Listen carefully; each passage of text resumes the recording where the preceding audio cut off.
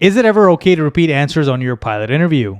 I get asked this all the time, and the answer is yes. So let's look at two pilot interview questions that have very similar answers. The first question they could ask is, tell me a time you had an incident. You might say, well, there was this one time I was flying with my student, and because we were busy talking to each other and I was explaining the lesson, we accidentally entered the control zone. And by doing so, ATC let us know and we got a CADOR. So that's an example of an incident. The second question they can ask you is, tell me a time you made a mistake. And you can give a very similar answer. You can say, as I mentioned before, I was flying with my student and we accidentally entered the control zone. It was a big mistake that I'll never repeat again.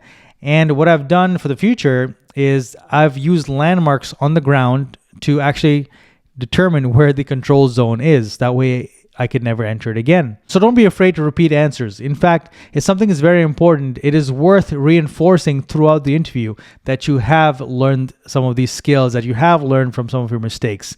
And let's be honest, people forget what you say. I'm sure you've probably forgotten the last 5 videos that I've posted over here.